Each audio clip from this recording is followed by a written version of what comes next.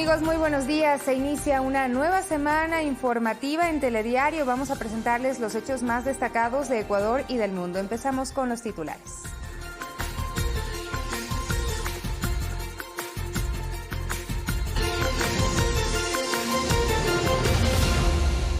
El presidente Lenín Moreno, mediante decreto ejecutivo, concedió indulto a 66 personas privadas de libertad. La Unidad Antisecuestros y Extorsión de la Policía, UNACE, logró la captura de Francisco Ochoa, exdirector del Hospital Teodoro Maldonado Carbo del IES. El mercado de San Roque de Quito abre sus puertas desde este lunes. Los comerciantes equiparon este espacio con materiales para desinfección. Y en lo internacional, la pandemia del coronavirus superó los 10 millones de contagios en el mundo.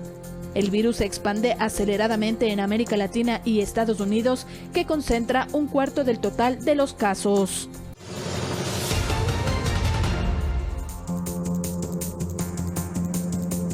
Seis de la mañana con 1 minuto. El presidente Lenín Moreno, mediante decreto ejecutivo, concedió indulto a 66 personas privadas de libertad. Entre los beneficiarios están adultos mayores, madres con niños menores de 3 años, así como personas con discapacidad y enfermedades catastróficas. Mediante decreto ejecutivo, el presidente Lenín Moreno concedió indulto a personas con sentencia condenatoria en situación prioritaria y de doble vulnerabilidad.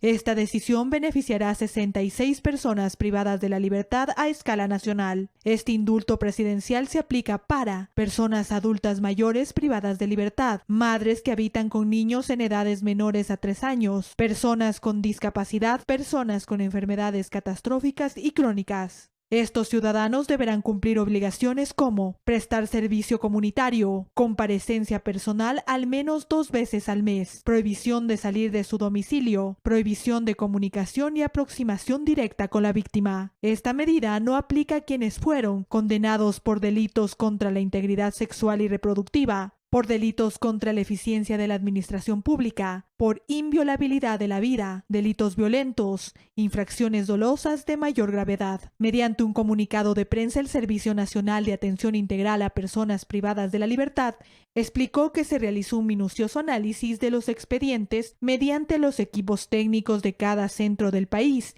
y la planta central.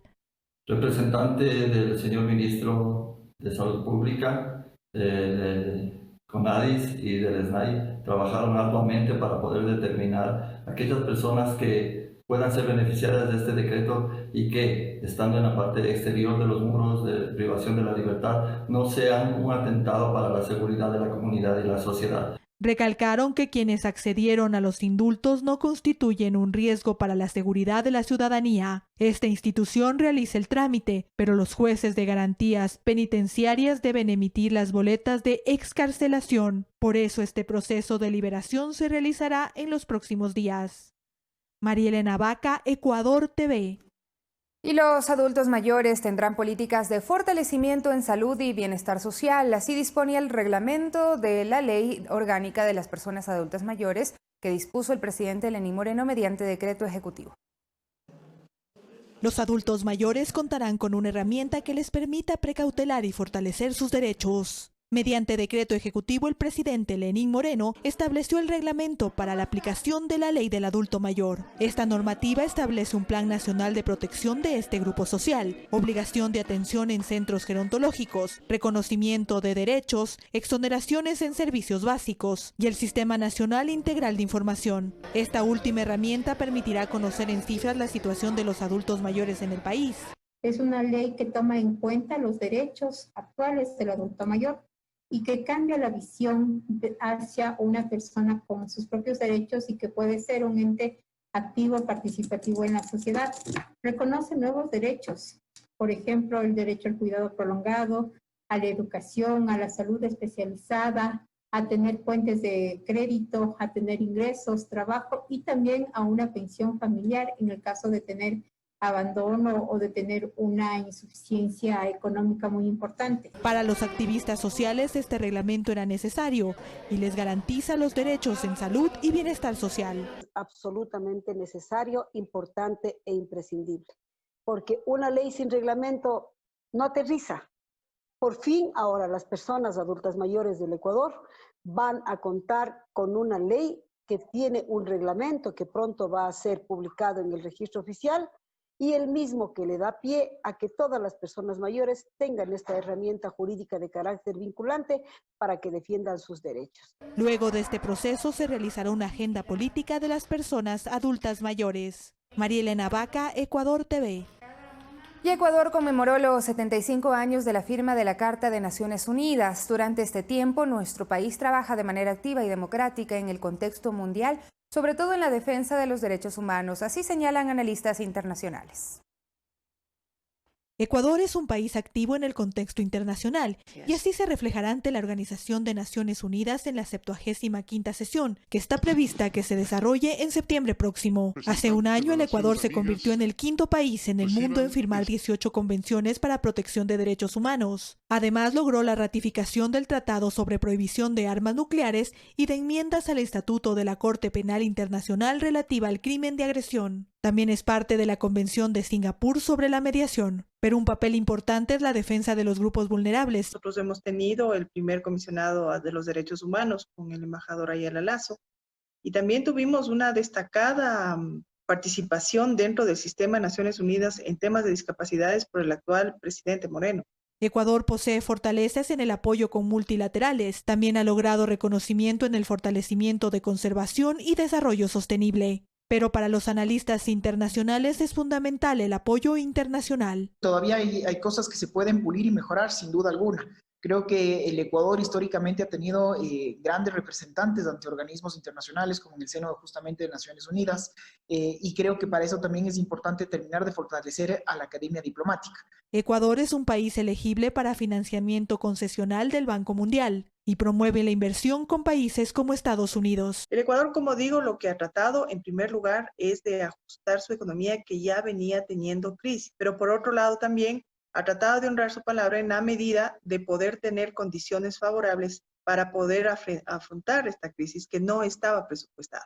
La Agenda 2030 de Naciones Unidas tendrá un cambio y sin duda la crisis sanitaria por COVID-19 será fundamental. Requerimos del apoyo técnico, del apoyo médico para poder afrontar la pandemia que estamos viviendo, pero asimismo el apoyo económico para poder surtir todas las vicisitudes que la pandemia justamente está arrojando en el ámbito económico. Ecuador conmemoró los 75 años de la firma de la Carta de Naciones Unidas y con esto para los analistas económicos reitera su compromiso con el multilateralismo y los principios de esta institución. María Elena Vaca, Ecuador TV.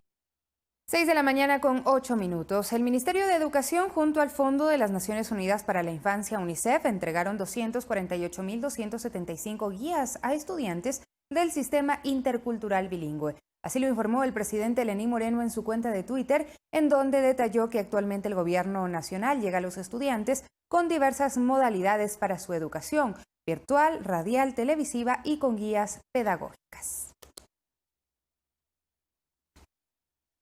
El gobierno nacional transfirió 130 millones de dólares a los gobiernos autónomos descentralizados. Estos rubros corresponden a los pagos pendientes parciales de marzo y abril y son asignaciones del modelo de equidad territorial.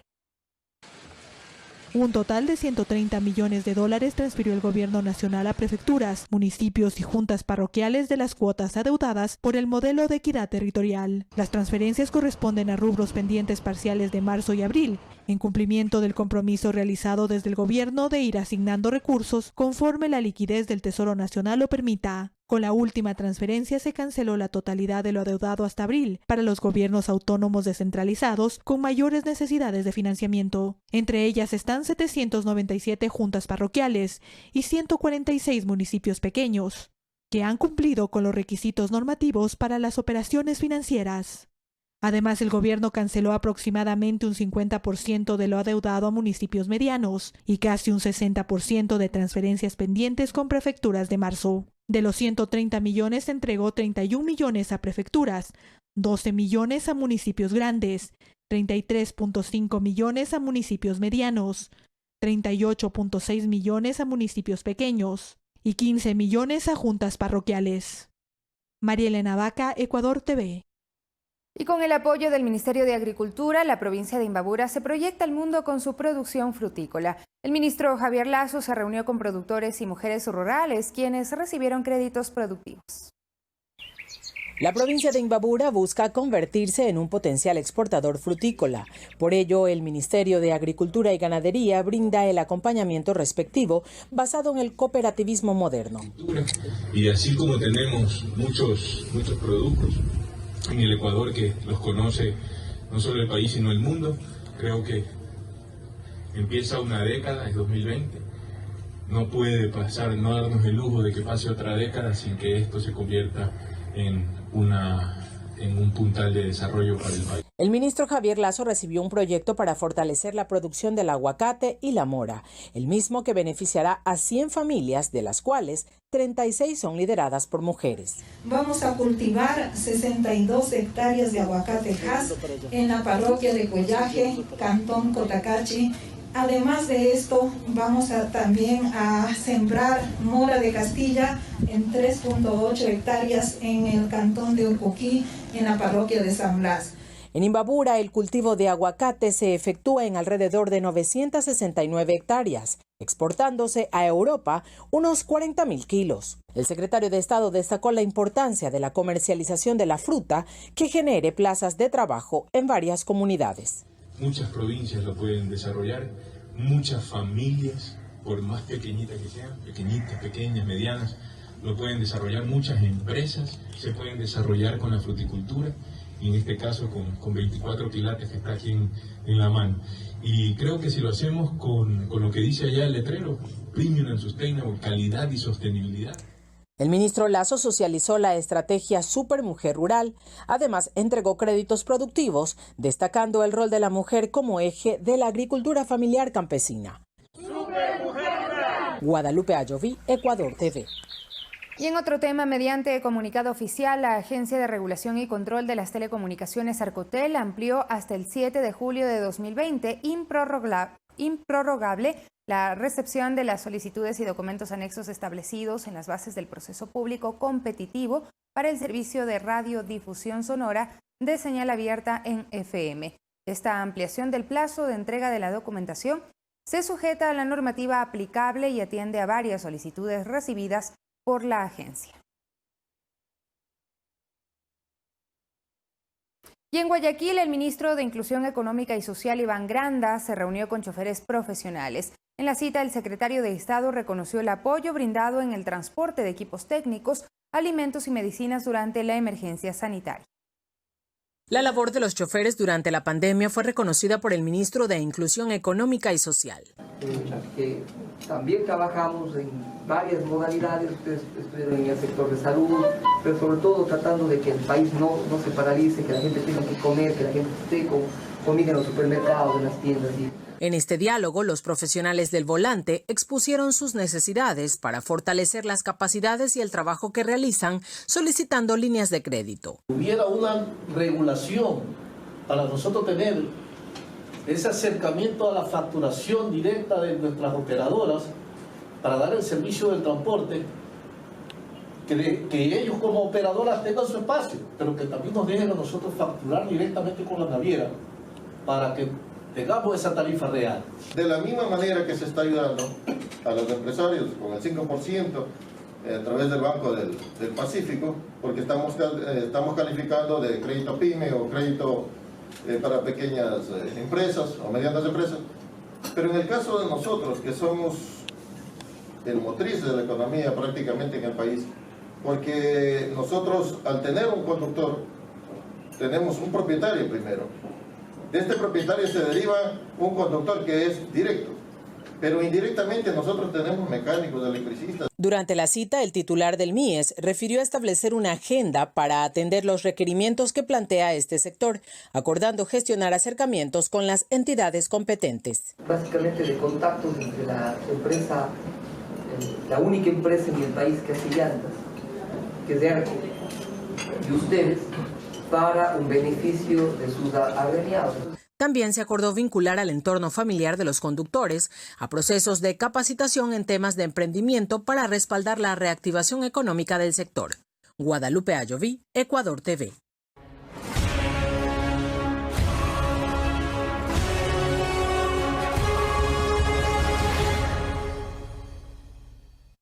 6 de la mañana con 15 minutos. La Unidad Antisecuestros y Extorsión de la Policía UNACE logró la captura de Francisco Ochoa, exdirector del Hospital del IES Teodoro Maldonado Carbo. Ochoa tenía orden de detención para fines investigativos por el supuesto delito de peculado. La captura se realizó en el domicilio de su hermano ubicado en Lomas de Urdesa, norte de Guayaquil. Este domingo se realizaron 2 audiencias en el cuartel Modelo. Se imputó cargo por el tipo penal 278, esto es delito de peculado, se lo vinculó al proceso penal que ya se venía sustanciando y adicionalmente se le hizo efectiva una boleta de detención con fines investigativos por un delito de delincuencia organizada que también se venía investigando por cuerda separada. La defensa de Ochoa cuestionó las diligencias que se realizaron por parte de la Fiscalía. Con un ánimo de aterrorizar, luego de haber salido de una primera audiencia por un delito del que él ya estaba siendo investigado, de peculado, y al que ya hemos comparecido como defensa técnica a presentar todos nuestros descargos, y en el que se está esclareciendo que no tenemos ninguna relación con los hechos que se investigan, y que todos estos elementos han servido para que el juez no dicte la prisión preventiva en el primer caso, a fin de perseguir. Vanegas hizo referencia a la condición de discapacidad que registra su cliente en un carnet. Alrededor de todo esto hay una familia que está sufriendo, hay una esposa que está sufriendo, hay una persona que tiene una discapacidad severa, que lo tienen detenido ya 24 horas y hoy va a pasar otra vez la noche aquí, a pesar de que ya se iba con una medida que sí es restrictiva de su libertad. El arresto domiciliario es restrictivo de su libertad. Francisco Ochoa Tarira, es director técnico del Hospital Teodoro Maldonado Carbo, es investigado en el caso de peculado que se sigue en su contra y otros funcionarios públicos por sobreprecio en la compra de insumos médicos. Guadalupe Ayoví, Ecuador TV. Y se investiga a más personas cercanas al círculo de Daniel Salcedo, acusado de peculado, quienes estarían utilizando carnets de discapacidad fraudulentos y accedieron a beneficios como exoneración en la importación de bienes y vehículos. El CONADIS ya trabaja en una auditoría de cada una de las importaciones registradas. El nuevo integrante de esta lista también es amigo muy cercano de Daniel Salcedo. Se trata de Andrés Cedeño Carreño, que registra el 42% de discapacidad, cuyo carnet fue emitido el pasado 24 de enero.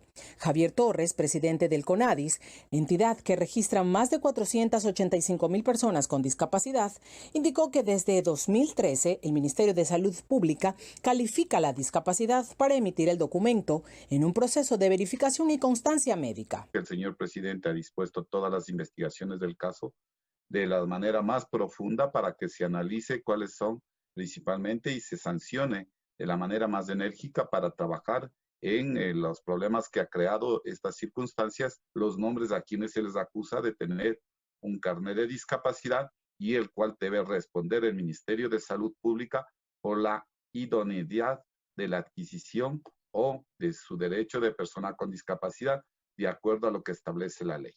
El CONADIS, en coordinación con el Servicio Nacional de Aduanas del Ecuador, inicia una auditoría global de la importación de vehículos. Esa auditoría nos va a permitir tener claridad de quienes en realidad tuvieron o han hecho mal uso de esta condición para haber abusado principalmente desde la importación de vehículos y otros beneficios. Y es que acorde a la discapacidad hay un porcentaje de exoneración de tributos para la importación de vehículos. Del 30 al 49% de discapacidad será de exoneración el 60%. Del 50 al 74% de discapacidad la exoneración es del 70%. Del 75 al 84% de discapacidad la exoneración será del 80%. Y del 85 al 100% de discapacidad la exoneración es del 100%. Cedeño importó un automotor valorado en $80,000. Pagó menos de $20,000, el mismo que fue retenido en la aduana, registrándose observaciones en su valor declarado. Que está haciendo defraudación al fisco es un delito. ¿Por qué razón? Porque no paga impuestos, está mintiendo, está teniendo un documento adulterado y entonces lamentablemente ese tiene que pagar, sinceramente, su sanción y eso tiene que hacer la ley. Por eso es que el apoyo de la Fiscalía es importantísimo y que los jueces tengan en claro también esto. Según datos del SENAE, durante el 2018, 2019 y 2020 se han importado más de 7,400 vehículos con carnet de discapacidad. Guadalupe Ayoví, Ecuador TV.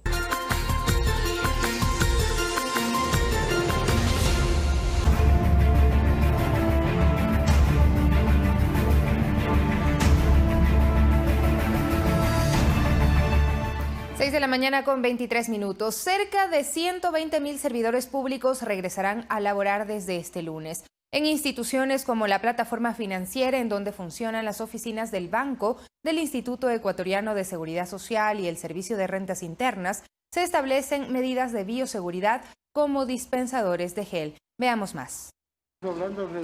Luego de 90 días de teletrabajo, Luis Álvarez regresará este lunes a su oficina en el Servicio Ecuatoriano de Normalización INEN. Confiesa que siente temor, pero ha tomado todas las medidas de precaución para hacerlo. Vamos a ir con todo el traje de seguridad, vamos a llevar nuestro propio refrigerio, sí, porque ya no podemos salir. O sea, más vale cuidarnos hoy por hoy, antes que más luego lamentar. Proporcionado lo que son las mascarillas, sí, lo que es el alcohol, el gel, trajes de bioseguridad para los compañeros que hacen visitas directamente a las empresas y también tenemos el distanciamiento. Como él, un 25% de 120.000 servidores públicos retornarán a sus lugares de trabajo este lunes, luego que el Comité de Operaciones de Emergencia Nacional así lo resolvió. Mediante un comunicado, el COE Nacional recordó que únicamente regresarán los servidores que brinden atención al usuario y por la naturaleza de su actividad laboral no puedan acogerse al teletrabajo. 180.000 aproximadamente, pero insisto, regresa una fracción de ese número. Ajá. Además, regresa principalmente gente que tenga movilidad propia. ¿Con qué idea? De no cargar en exceso el transporte público. La atención a la ciudadanía se realizará en el horario señalado por la institución, debiendo respetarse los turnos, aforo y disposiciones establecidas sin exceder el 25%. En instituciones como la plataforma financiera ubicada en el norte de Quito, en donde trabajan más de 4.000 personas, solamente estará el personal reducido y se cumplirá con los protocolos dispuestos por la institución. Inclusive ahí nos hemos permitido recomendar que se mantenga aún en teletrabajo aquellos grupos prioritarios. Sin embargo, es una decisión de cada una de las entidades. En el caso de instituciones como el BIES y el SRI, que funcionan en este lugar, se colocaron separadores para mantener el distanciamiento social. En grupos de 10 personas que sea el ingreso. De igual manera, el personal de inmobiliaria, así como la empresa de seguridad, estará ayudando a ese control. Bandejas de desinfección, así como señalética, son algunas de las medidas que se han tomado en estas instituciones, así como solicitar cita previa antes de acudir a estas dependencias. María Elena Vaca, Ecuador TV. Y el mercado de San Roque, ubicado en el centro histórico de Quito, abrirá también sus puertas este lunes. Los comerciantes equiparon este espacio con túneles de desinfección, adquirieron termómetros y se colocaron mesas de acero, separadores de vidrio y lavamanos a lo largo del centro de abastos. Mesas de acero o vidrios de distanciamiento en cada vitrina, así como más de 12 lavamanos son las medidas que implementaron los comerciantes en el mercado de San Roque, en el centro de Quito. Este centro de abastos abrirá sus puertas este lunes de 5 de la mañana a 2 de la tarde y se implementan todas las normas de bioseguridad. Con el bolsillo de cada uno se ha hecho el adesentamiento de todo el mercado, de pintura, en cada uno de sus puestos de material de acero inoxidable. Este domingo los comerciantes ultimaron los detalles en la señalética y construcción de lavamanos que se realizaron con minga. Al ingreso se tomará la temperatura a los clientes, quienes también deberán pasar por un túnel de desinfección. Tenemos 7 guardias de día, que 4 están para dar protección al parqueadero y 3 guardias afuera del parqueadero. Los vendedores atenderán con mascarillas, gafas, guantes y trajes de bioseguridad. Que son comerciantes de aquí del mercado que gracias a ellos han puesto todo para que el mercado se vuelva una realidad. En cuestión de limpieza, de muebles, ya que no hemos recibido ningún apoyo de parte del municipio. Pero no atenderán todos. De los 750 vendedores, solo saldrán 300. A ver, algunos compañeros, como usted sabe, son también de la tercera edad, no van a venir a trabajar. Hay otro grupo, porque no hay mucho producto, ellos van a venir tal vez a trabajar en las primeras semanas de julio. Por ejemplo, los señores de Huachabamba, ellos van a venir a trabajar por el mes de septiembre. Durante 90 días que tuvieron cerradas las puertas, los comerciantes registraron pérdidas por $5.000. El pasado 23 de junio, el municipio de Quito informó que se realizaron pruebas a 1.000 de los 1.800 comerciantes de este mercado y se determinó que el 41% de ellos había estado expuesto al virus. Pero los comerciantes afirman que fueron falsos positivos negativos. Entonces las compañeras lo volvieron a hacer, los PCR, y trajeron los resultados y tenemos todo el grupo de personas está completamente dando gracias a Dios sano. Con esta reapertura, las 14 asociaciones que atienden en este mercado esperan recuperar las pérdidas y aportar a la reactivación económica. María Elena Vaca, Ecuador TV. Y con el fin que se cumpla el aislamiento preventivo obligatorio, el albergue temporal del Centro de Convenciones de Guayaquil brinda alojamiento a 60 pasajeros que llegaron en vuelos nacionales e internacionales. De acuerdo al compromiso establecido con el COE Nacional, quienes retornaban al país a partir de junio y no cuentan con la prueba PCR negativo, deben de cumplir con el aislamiento preventivo obligatorio. El Centro de Convenciones es el espacio que ha adecuado para este fin el Cabildo porteño. Como no tenían los recursos para estar asilados en un hotel, la Municipalidad de Guayaquil les ha facilitado aquí el Centro de Convenciones. Ellos cuentan con el hospedaje, alimentación, servicio de Wi-Fi y todo gratuito. Eva Quito, cuencana, permaneció casi 4 meses en Estados Unidos. Al retornar al país no contaba con el dinero para poder costear una estadía de hotel y cumplir con el aislamiento. Desde el momento que entré fui bien recibida, aquí me han tratado muy bien. Yo lo que quiero llegar es bien, no llegar a poner en peligro a mi familia. El servicio gratuito cuenta con todas las normas de seguridad y tiene como fin evitar la propagación del coronavirus. Contamos con un equipo básico de médico, enfermera y auxiliar por alguna eventualidad, porque el Centro de Convenciones en este momento está separado en dos secciones. La sección ahorita del aislamiento y la sección de hospitalización. En Guayaquil, Guadalupe Ayoví, Ecuador TV. Y a través del plan de atención puerta a puerta del municipio de Guayaquil, del 22 al 26 de junio se atendieron a 25.000 familias de los sectores Bastión Popular, Flor de Bastión, Vergeles, Guasmo Norte, Isla Trinitaria y Paraíso de la Flor. En los recorridos se entregaron kits de alimentos, implementos de desinfección, mascarillas y alimentos para mascotas. Las visitas también incluyen el servicio de evaluación y atención médica gratuita. Y les contamos, la educación no presencial en el ciclo Costa lleva cerca de un mes, una modalidad de estudios adoptada por la emergencia sanitaria provocada por la pandemia del coronavirus, a la que de a poco se acoplan los representantes de la comunidad educativa. Aprenden de manera retadora y divertida. Con la debida capacitación, los maestros han implementado una serie de estrategias para llegar a los estudiantes en las diferentes asignaturas. Pimiento, zanahoria, zapallo y las frutas. Las frutas, manzana, mandarina, naranja. Los últimos días, llevamos 2 semanas, hemos hecho casi todos los días capacitación a docentes directamente. Algunas las hice yo y otras las han hecho los directores distritales.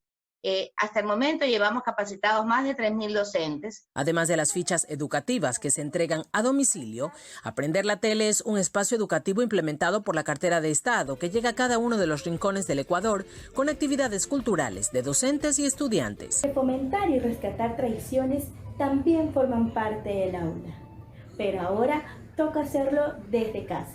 En el trabajo que se realiza en casa se evidencia el compromiso de los padres de familia con grandes y pequeños. Aquí hay que tener tapaboca, alcohol y el antiséptico. Quería destruir y a sus pollitos. De pronto llegó el conejo. La reapertura de centros educativos en sectores rurales es un plan piloto que está en marcha. En la parroquia Puná del Cantón Guayaquil se estudia esta posibilidad. Haciendo todo análisis de todo lo que se requiere de parte de nosotros, de lo que se requiere de los padres de familia, porque en los sectores rurales quizás les da un poco de inseguridad la falta de conectividad, no quieren que les entreguen impresos, prefieren que vayan a la escuela. Entonces, eso es lo que estamos analizando. La entrega de textos escolares y uniformes continuará de manera progresiva. Asimismo, la adecuación de escuelas y colegios cuando sea seguro para todos. Guadalupe Ayoví, Ecuador TV. Y en la provincia de Los Ríos se registró la primera muerte a causa del síndrome inflamatorio multisistémico asociado al COVID-19. Se trata de una niña de 8 años oriunda del Cantón Buena Fe. El anuncio lo hizo el gobernador de la provincia de Los Ríos, Camilo Salinas, quien también informó que en días pasados se advirtiera a la ciudadanía sobre la exposición de menores. La resolución de la prohibición de que los niños y menores de edad estén en lugares donde existen aglomeraciones de personas. Hemos visto menores de edad que se encuentran en las calles sin mascarilla, con los padres de familia. La niña de 8 años, oriunda del cantón Buena Fe, se habría contagiado en su entorno familiar. En abril falleció una de las familiares materno, una abuela materna o paterno de esta niña, falleció por COVID asimismo, y en este momento tiene otro familiar en el hospital de Quevedo ingresado por COVID. Por lo tanto, se está realizando un cerco epidemiológico estricto, un aislamiento preventivo obligatorio. Los criterios para el síndrome está la presencia del nexo epidemiológico, que es el contacto con una persona con COVID-19, y además la presencia de una prueba positiva, anticuerpos o hisopado nasofaríngeo. Al momento se registran 34 casos de síndrome inflamatorio multisistémico. En Azuay 1, Guayas 8, Los Ríos 7, Manabí 8, Pichincha 8, Santo Domingo de los Áchilas 1 y Tungurahua 1. Los mismos que son atendidos en unidades del Instituto Ecuatoriano de Seguridad Social, Junta de Beneficencia de Guayaquil y Ministerio de Salud Pública. Es importante recordar que los síntomas más comunes son fiebre, mucosidad, inflamación en la piel y garganta, presión baja, insuficiencia cardíaca, manifestaciones gastrointestinales como dolor abdominal, vómito o diarrea. Pero son señas de las cuales nos valemos los médicos para decir que la circulación chiquita está inflamada por dentro. Y así como en la superficie del cuerpo hay moco, en el interior del organismo se comienza a coagular la sangre y a tapar los vasos chiquitos, que es el problema. El primer caso de síndrome inflamatorio multisistémico también se registró en la provincia de Los Ríos el 25 de mayo. El menor de 13 años fue dado de alta el pasado 5 de junio y continúa en permanente monitoreo. Hasta el momento su estado de salud es favorable. Guadalupe Ayoví, Ecuador TV. Y en Guayaquil, el juez Carlos Andrade aceptó la acción de protección presentada por la Defensoría del Pueblo por los cuerpos desaparecidos durante la emergencia sanitaria. El Comité Permanente por la Defensa de los Derechos Humanos reportó el contacto con cerca de 368 personas, quienes perdieron un familiar entre fines de marzo e inicios de abril. La medida no solo favorece a quienes presentaron las pruebas durante la audiencia, sino para todos los casos que constan en los registros del Comité de Derechos Humanos, Defensoría del Pueblo y abogados particulares.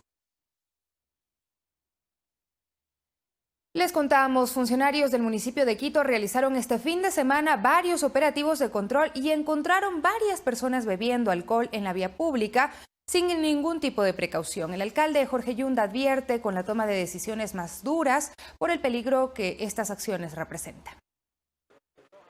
La fiesta a varios quiteños este fin de semana se extendió y en los operativos que realizó el municipio de Quito se encontró a varias personas libando en la vía pública. Sin mascarillas y sin guardar las normas de bioseguridad se encontró un grupo de ciudadanos en operativos desarrollados en la parroquia de Nayón y Belisario Quevedo. En su cuenta de Twitter, el alcalde de Quito, Jorge Yunda, reprochó estos hechos y más drásticas.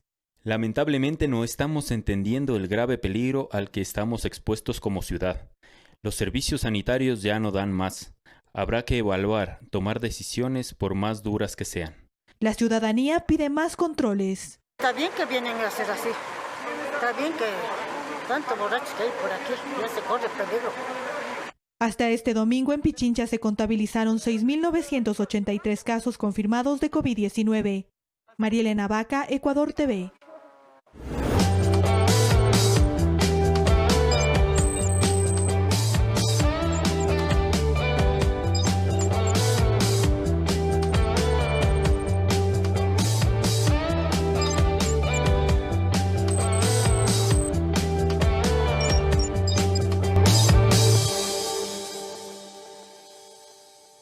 Iniciamos con el segmento 221 y le contamos, este sábado se produjo un represamiento del río Upano por la acumulación de sedimentos y material volcánico del Sangay, ubicado en la provincia de Morona, Santiago, que continúa su proceso eruptivo y afecta a las comunidades que están a las riberas de los ríos Volcán y Upano. El escenario del río Upano cambió este sábado, y a diferencia de la última semana en donde se produjo la crecida y desbordamiento de este cauce, este fin de semana lució seco. El represamiento de este principal afluente a la altura del Parque Nacional Sangay en la provincia de Morona, Santiago, preocupó a las autoridades porque temen que podría producirse de nuevo un fuerte desfogue del agua y con ello afectar a la población y a las vías. No existe reporte de lluvias en la parte norte de la ciudad del cantón. Sencillamente, al momento es un desbordamiento de lodo, ¿sí? De los lahares. Este represamiento se produce por el cúmulo del material volcánico, entre ellos lava y flujos piroclásticos que desde el Coloso se traslada por el río Volcán y Upano. Hacer un llamado de atención a la gente para que evite acercarse a las orillas del río.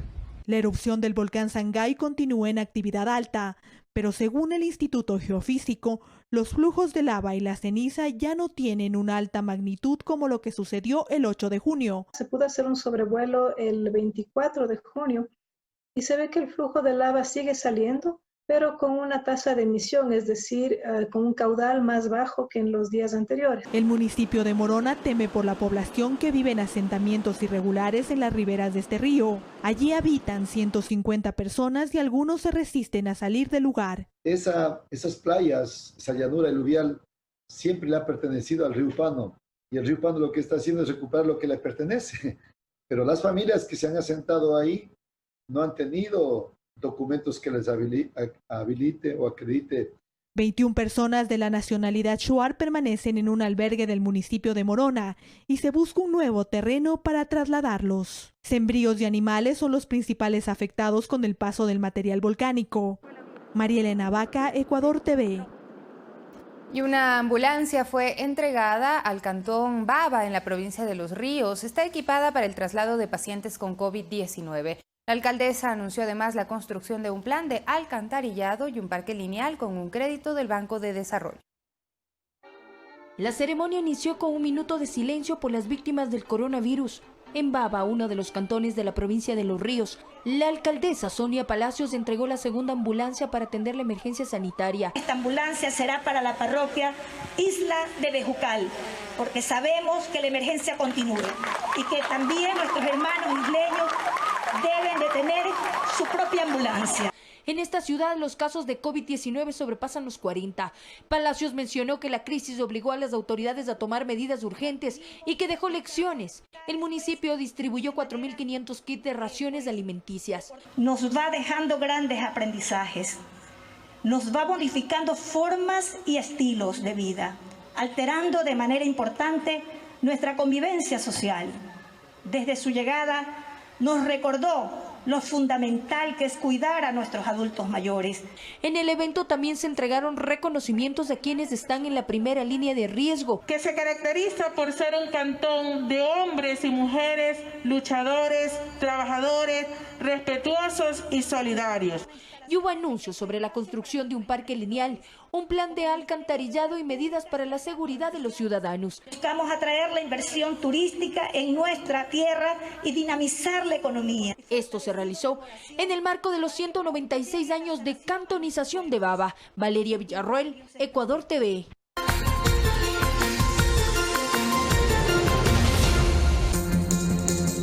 Estamos de regreso. La Policía Nacional incautó 1 tonelada de cocaína en la parroquia de Guayabamba, al norte de Quito. En el operativo Millares se detuvo a 3 ciudadanos ecuatorianos que pertenecerían a una organización dedicada al tráfico ilícito de sustancias sujetas a fiscalización.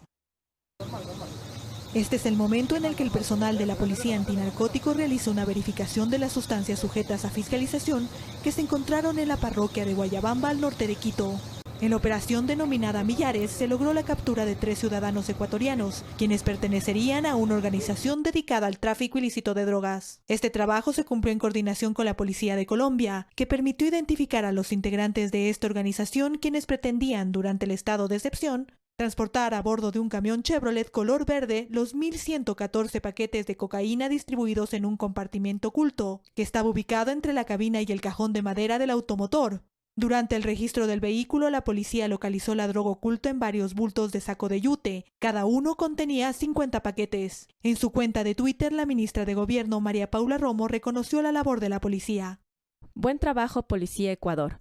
Varias unidades de la Policía Ecuador ejecutaron un operativo antinarcóticos en Guayabamba. Resultado hasta el momento, más de 1 tonelada de cocaína en 1.100 paquetes, 3 ciudadanos detenidos y 2 vehículos retenidos. El camión tenía como conductor al ciudadano Juan Carlos José, quien contaba con el apoyo de los hermanos Hugo Ricardo y Sandra Paulina H., quienes se movilizaban en un Jeep Chevrolet Trooper color azul, brindando seguridad al transporte de drogas.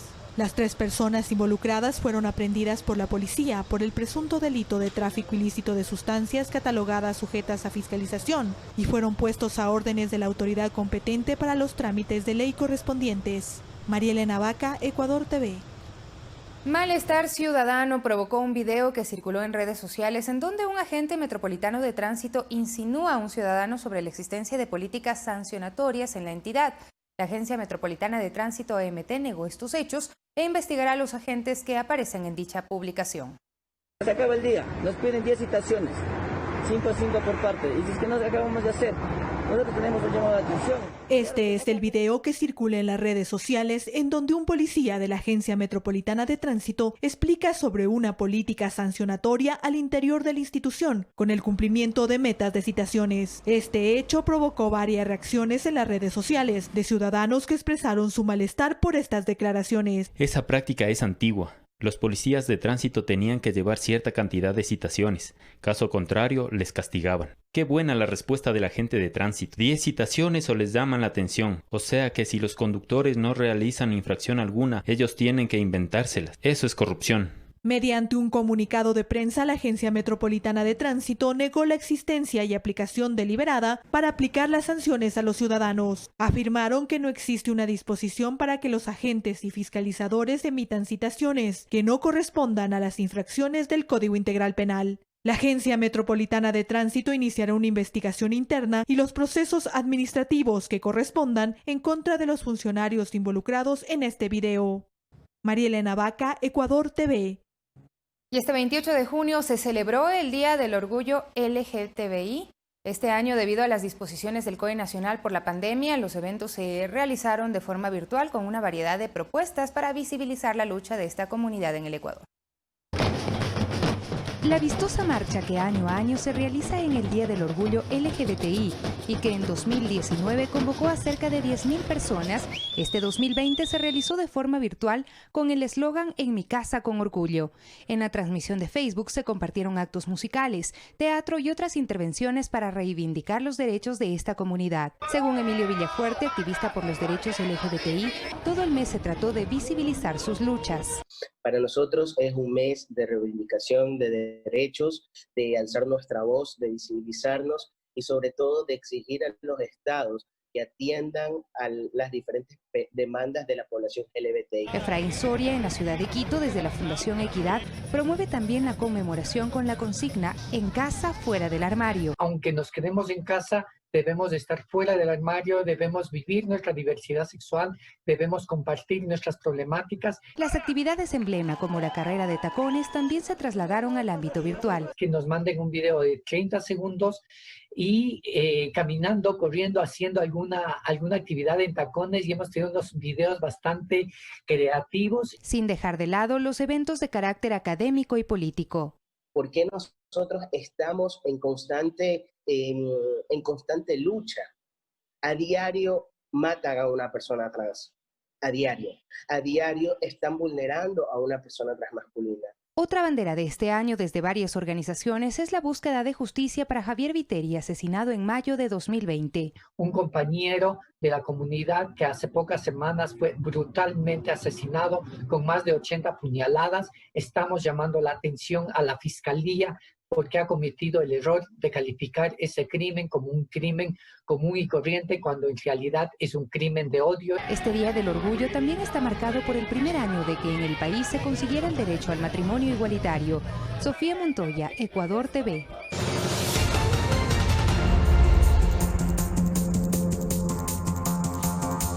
En En las noticias del mundo, la pandemia del COVID-19 superó los 10 millones de contagios en el mundo. El epicentro de la enfermedad se concentra en el continente americano.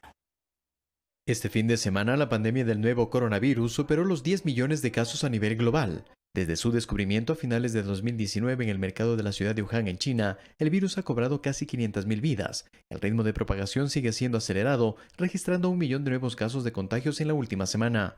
Estados Unidos encabeza la lista de los países más golpeados por el COVID-19, ya supera los 125.000 fallecidos y los 2.500.000 personas contagiadas. El incremento de casos en 30 de sus 50 estados, particularmente aquellos ubicados en el sur y el oeste del territorio, es por la población que habita en ellos, como California, Texas y Florida, en donde la edad promedio de los ciudadanos infectados es de 33 años, frente a los 65 que se registraba hace 2 meses. Las autoridades reconocen que este repunte de contagios entre jóvenes se debe al desconfinamiento que se implementó desde inicios del mes de junio con la reapertura de playas y locales de diversión nocturna. La región más golpeada por la pandemia es América Latina y el Caribe. En esta zona del mundo la enfermedad avanza aceleradamente, con más de 400.000 casos adicionales en los últimos 7 días. Brasil encabeza la lista en la región como el país más afectado por el virus en el mundo. Este sábado volvió a anunciar el mayor número diario de fallecimientos, que en total son más de 57.000 y 1.313.000 contagiados. El gobierno informó un acuerdo para producir hasta 100 millones de dosis de la vacuna contra el COVID-19 que está en desarrollo en la Universidad Británica de Oxford. Perú superó este fin de semana los 9.100 fallecidos. Este martes el país sudamericano tiene previsto finalizar la cuarentena nacional después de más de 100 días, pero mantendrá el cierre de fronteras y un confinamiento obligatorio en las 7 regiones más afectadas por la pandemia. En Lima, su capital, se registra el 70% de los casos. Mientras en México, habitantes de una comunidad de Chiapas al sureste del país destrozaron un hospital comunitario e incendiaron 2 autos de la policía y otros vehículos particulares, además de atracar a residencias de autoridades locales por rumores falsos sobre la expansión del virus, que ya registra unos 26.300 muertos. En Europa el desconfinamiento continúa luego que la curva de contagio alcanzó su pico. Sin embargo, la Organización Mundial de la Salud, OMS, advirtió de un aumento de casos que podría llevar al límite su sistema sanitario, razón por la cual en algunas zonas se está implementando medidas locales de confinamiento. Carlos Flores, Ecuador TV. 6 de la mañana con 52 minutos y Brasil anunció que llegó a un acuerdo para producir hasta 100 millones de dosis de la vacuna contra el coronavirus desarrollada por la Universidad de Oxford en Reino Unido. El acuerdo compromete a Brasil con un desembolso de 288 millones de dólares por las 100 millones de dosis y la transferencia de tecnología de una vacuna que, aunque prometedora, aún está en su tercera fase de pruebas clínicas con humanos. El país inicialmente importará toda la materia prima producida por los laboratorios de AstraZeneca en el exterior y producirá las vacunas en la Fundación Osvaldo Cruz, el mayor centro de investigación médica de América Latina. El acuerdo prevé la compra de lotes de vacunas y la transferencia de tecnología. Con esta iniciativa no solo garantizamos tener el producto a nuestra disposición, también nos dará autonomía de producción. Esto significa que Brasil busca evitar situaciones como las ocurridas al inicio de la pandemia. Aquel momento de alta demanda mundial impidió que tuviéramos acceso en tiempo adecuado a insumos y equipamientos. Y 7 muertos en un ataque contra la bolsa de Karachi, capital financiera de Pakistán. Un grupo armado con fusiles y granadas trató de ingresar en el edificio, desatándose un tiroteo con las fuerzas de seguridad. En el ataque murieron 4 insurgentes, 2 miembros de seguridad y un policía. El Ejército de Liberación de Baluchi, que busca la independencia de la provincia de Baluchistán, se ha atribuido el ataque.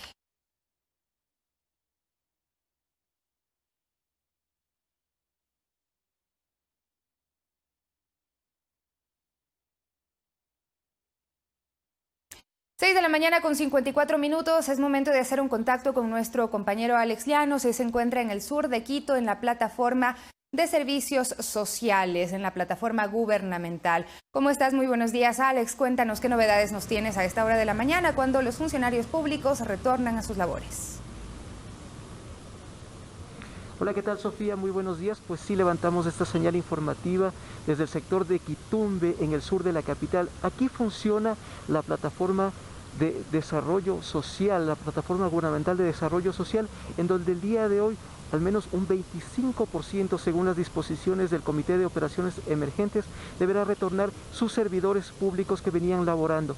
Se tiene una capacidad de 3.000 en este edificio, sin embargo, habrá un porcentaje menor de los servidores públicos que deberán acudir de manera presencial a este sector, justamente para poder detallar un poco de cómo se está desarrollando este tema del retorno de los servidores públicos. Tenemos con nosotros al administrador de la plataforma, el señor Fernando Alvarado. Fernando, cuéntenos un poco cómo se va a desarrollar el día de hoy este retorno de los servidores públicos aquí en la plataforma gubernamental de nuestras redes sociales. Buenos días con todos los ciudadanos. Realmente en la plataforma gubernamental de nuestras redes sociales estamos ya preparados para recibir a nuestros funcionarios con una capacidad de aproximadamente entre 900 a 1000 personas que van a ingresar desde el día de hoy para poder trabajar en lo que son todos los ministerios. La capacidad total es de 3.000 funcionarios. 3.000 funcionarios la capacidad total, pero de acuerdo a lo que el Código Nacional estamos con una capacidad para entre 25 al 30% para que empiecen a laborar.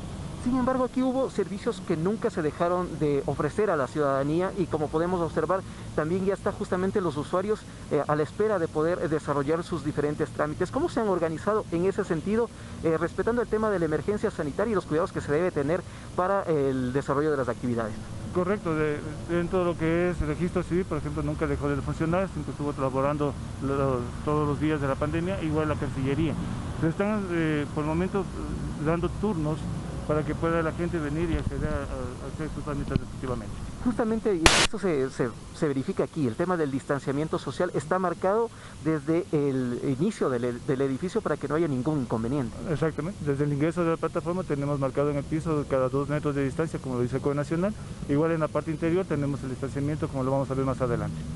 Además, en este sentido, ¿qué otras actividades se van a desarrollar acá para controlar un poco el tema, por ejemplo, de a qué acceso pueden tener los servidores públicos para ingresar al edificio y no todas las puertas estén habilitadas? Se ha organizado de la siguiente manera. La plataforma tiene 6 accesos principales, de los cuales están habilitados solamente 2 en la parte central para poder mantener el control justamente del acceso a los funcionarios. Aquellos que llegan desde su vehículo propio o a través de los transportes institucionales podrán utilizar los ascensores desde su 02 hasta los pisos convenientes. Y aquellos funcionarios que vienen a pie podrán ingresar en la planta baja de los ascensores panorámicos que también están habilitados hasta el 6º piso sin ningún inconveniente. Perfecto, Fernando. Nosotros vamos a seguir aquí en la plataforma de desarrollo social, la plataforma gubernamental, y en pocos minutos más estaremos en el interior de la edificación para poder conocer justamente a detalle cuáles son las especificaciones que se han tomado aquí en medidas de bioseguridad para el reingreso de los servidores públicos que, como conocemos, desde que inició la emergencia sanitaria el 16 de marzo se suspendió la jornada laboral priorizando el teletrabajo. Con esta información nosotros vamos a continuar contigo desde Estudio Sofía. Muy buenos días. Gracias, Alex, por ese reporte. Estaremos atentos. Bueno, sí, hay que recordar que se priorizó la jornada por el teletrabajo, pero no se dejó de trabajar. Pero ahora retornan de forma presencial los funcionarios públicos. Nosotros ya nos despedimos en esta primera parte de Telediario. Enseguida viene Fabricio Ceballos, trae más noticias y, por supuesto, el análisis de la información a través de las entrevistas. Hasta pronto, una buena mañana.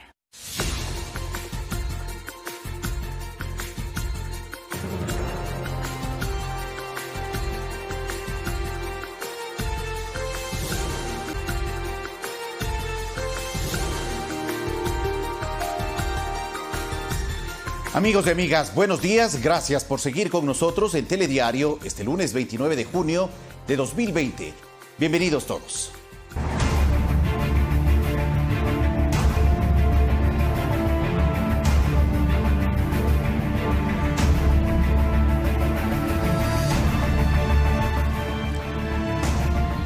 Miles de servidores públicos regresarán a sus labores desde este día lunes en instituciones como la plataforma financiera, en donde funcionan las oficinas del Banco del Instituto Ecuatoriano de Seguridad Social y el Servicio de Rentas Internas.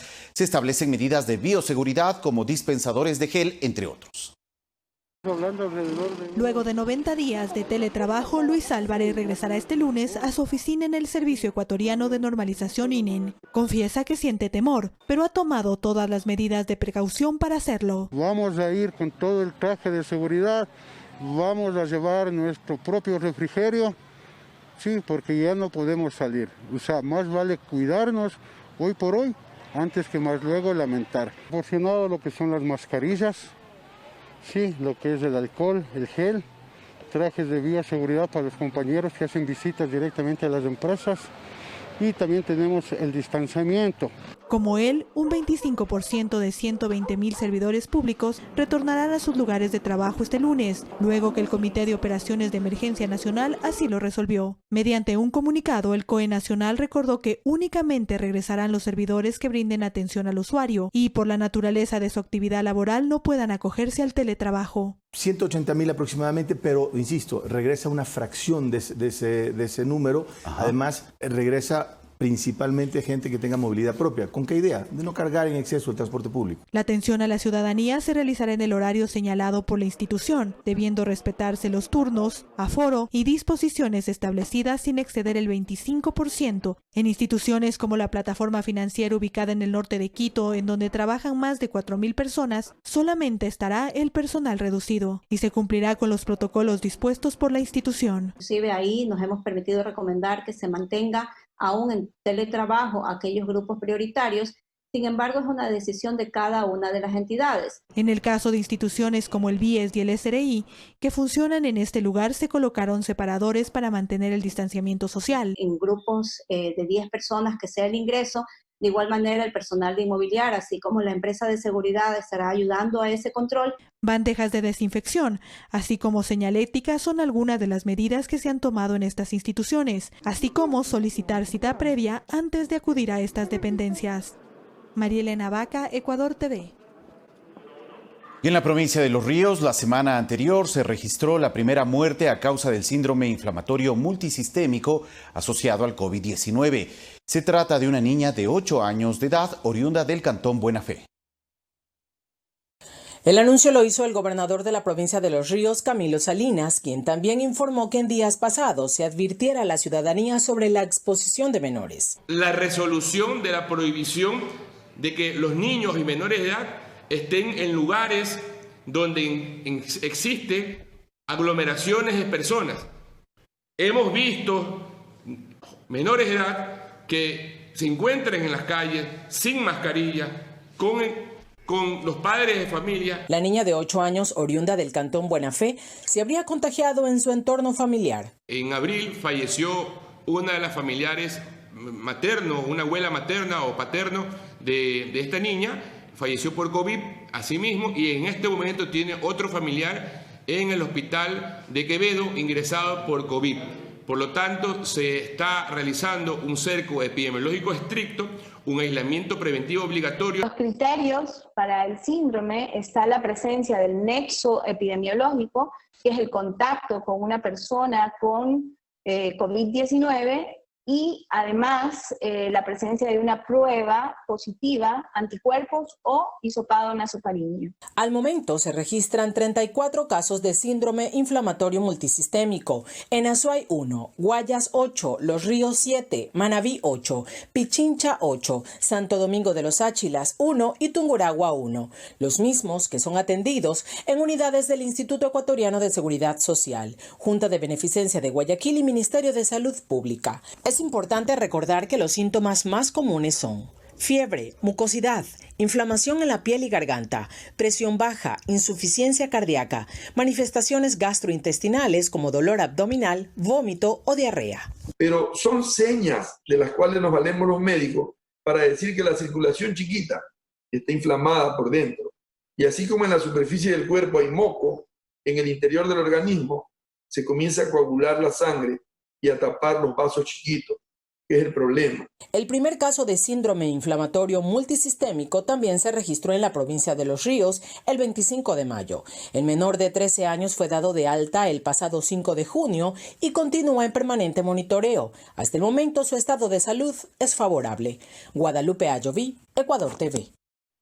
7 de la mañana con 8 minutos y el ministro de Salud Pública de nuestro país, Juan Carlos Ceballos, nos acompaña esta mañana aquí en Telediario vía videoconferencia para conversar sobre este y otros temas relacionados a la emergencia sanitaria. Buenos días, ministro. Gracias por acompañarnos. Muy buenos días, Fabricio. ¿Cómo está usted? Bien, gracias, ministro. Muy gentil. Gracias por acompañarnos en este espacio de entrevista. Bueno, ¿qué reporte se tiene desde el Ministerio de Salud sobre el desarrollo y la presencia de este síndrome inflamatorio multisistémico asociado al COVID-19 aquí en el país? Bueno, como acaba de anunciarse en el noticiero, existen algunos niños que están con probable síndrome, ¿no? No es que esté comprobado, el único que se ha comprobado es el de Los Ríos. Pero existen otros niños que han estado contagiados o han estado próximos a familiares que tienen esta enfermedad y entonces a ellos se les está dando un seguimiento adecuado como tiene que ser. Son entonces solamente un caso confirmado, el resto son posibles casos sospechosos de este síndrome que se podría haber presentado ya en el país. Exactamente. La enfermedad COVID no nos ahorra a los niños, es decir, los niños están expuestos, los niños van a poder tener este tipo de síndrome. Pero hablar del síndrome inflamatorio multisistémico en niños requiere además una cantidad de otros exámenes. Por ejemplo, si tiene que haber la comprobación de que existe un proceso inflamatorio cardíaco, por ejemplo, ¿no? Todos los procesos inflamatorios a nivel de la piel, fiebre, edema, etcétera, lo que también se ha señalado en el telediario. Sin embargo, los 34 niños que están en seguimiento, o los 33 niños que están en seguimiento, son niños que han estado expuestos y que presentan algún tipo de síntomas, con la comprobación, obviamente, de que también tienen un COVID positivo, un PCR positivo. Entonces, estos niños están siendo monitoreados. Se señaló una cuestión muy importante también por parte del gobernador de Los Ríos, y es que nosotros hacemos el cerco epidemiológico para que no sigan transmitiendo. El mensaje para la población es que los niños no es que tienen muchas menos probabilidades de adquirir la enfermedad comparado con grupos etarios más altos, los viejitos, por ejemplo. Sin embargo, ellos no están exentos de tener la enfermedad.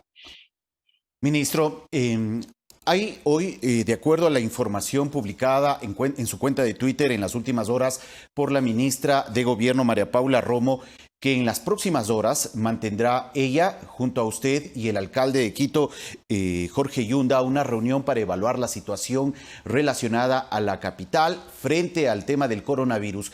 ¿Qué es lo que está sucediendo en la ciudad de Quito? ¿Cuáles son los reportes que se tienen desde el Ministerio de Salud?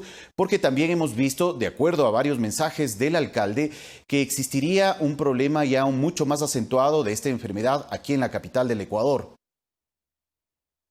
Sí, Fabricio, mire, Quito es una ciudad muy compleja, como lo fue o como lo es Guayaquil, o como fue Guayaquil en su momento, en la que hay una enorme diversidad de poblaciones que se asientan y que viven en la ciudad. La situación del norte no es igual a la del centro es bien diferente a la del sur, y también la parte periférica, el asentamiento de las poblaciones a nivel periférico son diferentes. Esa es la primera cuestión de que hay que señalar. Es una ciudad con un componente poblacional demográfico muy complejo y diverso. La segunda cuestión es que todo lo que es del aparataje sanitario, en términos de hospitales, camas de hospitalización, camas que se han adaptado en varios sitios, en alas hospitalarias, en emergencias, para unidad de cuidados intensivos o como unidad de cuidados intensivos, de manera que se pueda ofrecer a los pacientes que llegan toda la ventilación, el cuidado médico, el soporte, el apoyo por parte de los médicos está dado. Que hay pacientes que están en espera de acceder a una unidad de cuidados intensivos, sí, eso hay. Sin embargo, eso no quiere decir que los pacientes estén recibiendo toda la atención que se requiere. Entonces, hemos estado conversando con el alcalde Yunda, con la ministra de Gobierno, con María Paula Romo, para ver cómo coordinar y cómo seguir aumentando la capacidad y, sobre todo, teniendo medidas que puedan ayudar para prevenir el problema. La segunda situación que hay que tomar en cuenta es que la demanda de camas con la que estamos viendo, esta crítica demanda de camas que está viviendo Quito, es la consecuencia de lo que sucedió hace 3 o 4 semanas. Es decir, cualquier medida que se haga a este momento va a repercutir luego de 3 a 4 semanas. Tendremos una rueda de prensa luego de analizar varios factores, varios indicadores que nos pueden dirigir hacia, por ejemplo, la definición de la identificación de varias poblaciones que están a un riesgo mayor.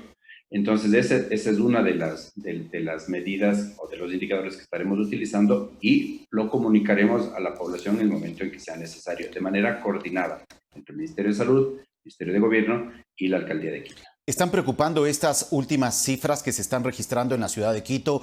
Este reporte de casos, de aumentos. Por ejemplo, las cifras oficiales reflejan más de 6.200 casos, casi el 15% del total nacional. Adicionalmente, están preocupando cerca de 1.500 muertes en exceso que según registros o cifras ofrecidas por el registro civil se han producido hasta el momento en la provincia de Pichincha. Todas estas cifras y esta estadística relacionada a la presencia del COVID en Pichincha y en la ciudad de Quito está preocupando a las autoridades. Por supuesto, pero no es una preocupación nueva. Mire, desde la experiencia que tuvimos en Guayaquil nos hemos venido preparando para esto. Esa es la razón por la cual la expansión, por ejemplo, de las áreas antes de ir a terapia intensiva, las áreas de cuidados moderados, la expansión de unidades críticas, las UCIs, por ejemplo, que se tienen en los hospitales, la identificación o la denominación de hospitales como centinela, la derivación de pacientes hacia algunos hospitales periféricos, a Sangolquí, Machache, etcétera, para que esos hospitales atiendan las cirugías o aquellas enfermedades que siguen produciéndose y que necesitan atención. Todo eso ha sido un contingente, una estrategia que se ha hecho desde hace bastante tiempo. Esa ha sido nuestra preocupación. Las cifras han ido en aumento, eso es innegable, y sobre todo el aumento en la necesidad, en la demanda de las camas y de unidades de cuidados intensivos.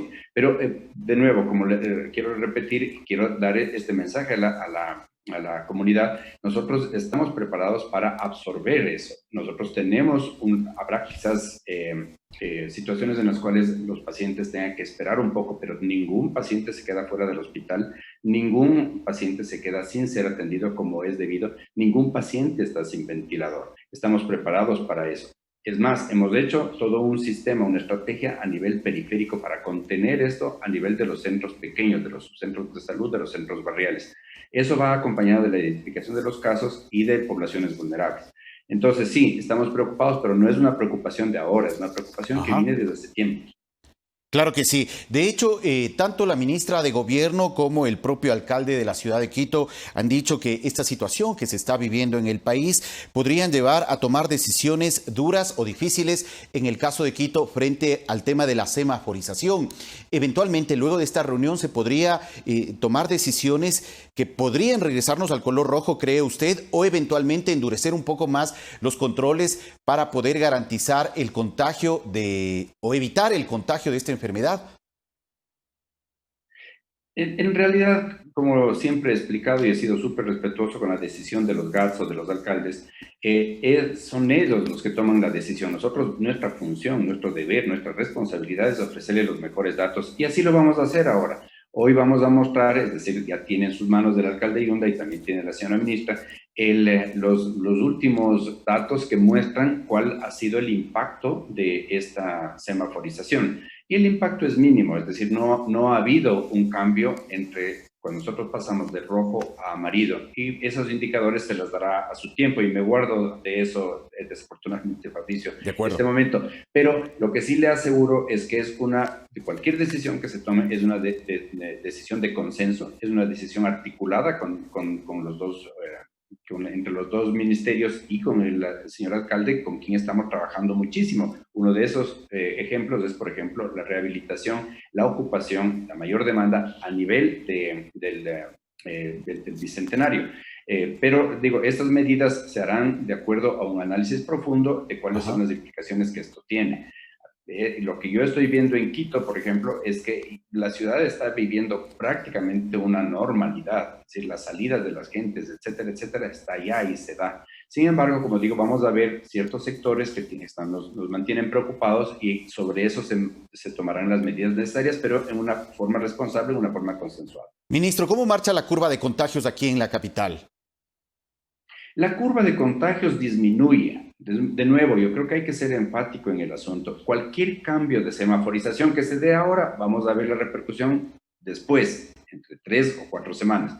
Lo que estamos viviendo ahora es lo que ya sucedió. La curva de contagios, que se puede medir de varias formas, pero que estamos viendo en este momento a través del tiempo, cuál es la capacidad que tiene una persona o el riesgo que tiene una persona de contagiar al resto, va disminuyendo. Estamos bajo el RO, que se llama, es una denominación, una nomenclatura que se utiliza, bajo 1 desde hace algunos días. Es decir, que la curva de contagio per se, este momento, en Quito ha disminuido contagios. Eso no quiere decir que la demanda de camas con la que estamos enfrentando en este momento haya aumentado. Esa es una realidad que la estamos enfrentando y la estamos haciendo responsablemente. Pero hay una percepción de que hay más contagios ahora. ¿Es solamente una percepción esta?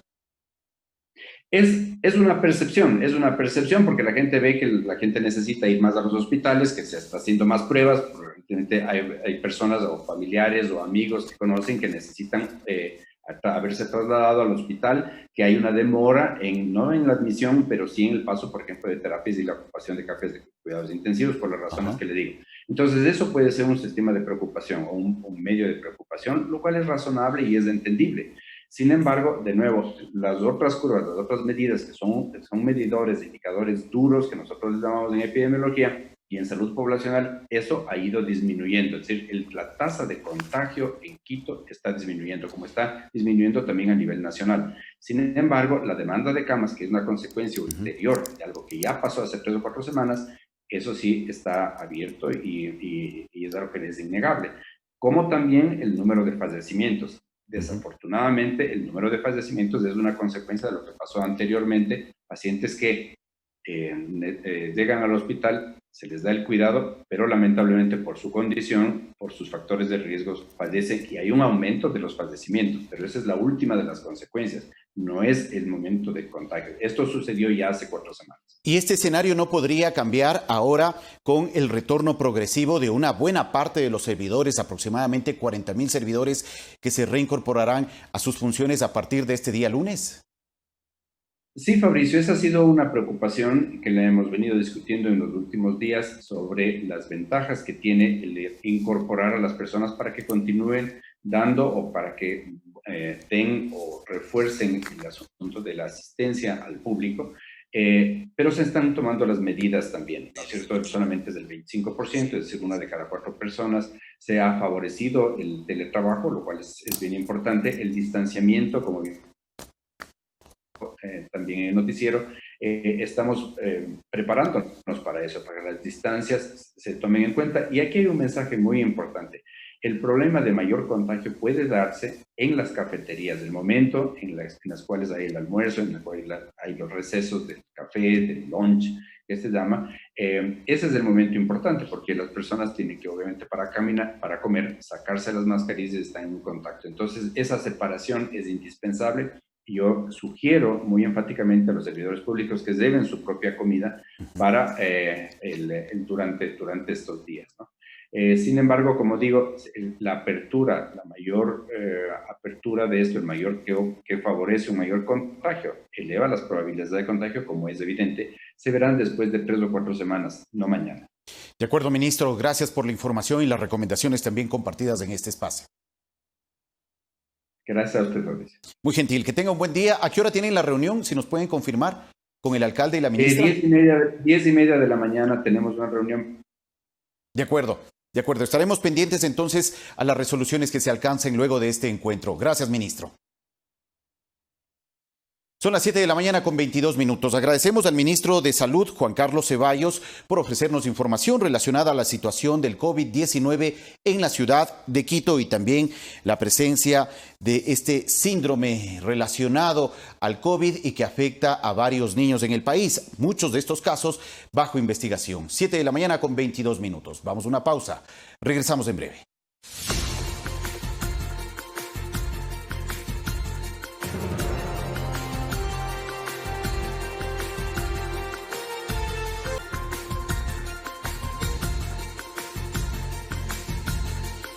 Siete de la mañana con 25 minutos. Pablo Ormaza, subsecretario de Coordinación subrogante del Plan Toda una Vida, nos acompaña esta mañana para conversar vía videoconferencia sobre el trabajo cumplido en torno a la misión Casa para Todos. Buenos días, Pablo. Gracias por acompañarnos. Muy buenos días, Fabricio. Muy buenos días a toda la teleaudiencia que en este momento se encuentra conectada a esta hora en este noticiero. Muchas gracias, muy gentil. Bueno, ¿qué acciones se han tomado en torno al tema del plan de la misión Casa para Todos frente a la presencia de esta pandemia, frente a esta emergencia sanitaria que hemos tenido que atravesar ya por más de 100 días en el país? Bueno, yo creo que es necesario mencionar a la ciudadanía que dentro de la política del Plan Todo Una Vida se encuentra justamente la misión Casa para Todos. Esta misión tiene por objeto fortalecer un piso de construcción social para quienes se encuentran en situación de vulnerabilidad. El mecanismo para lograr esa construcción y consolidación de piso de protección social es justamente el acompañamiento que se da a todos los habitantes en los conjuntos habitacionales.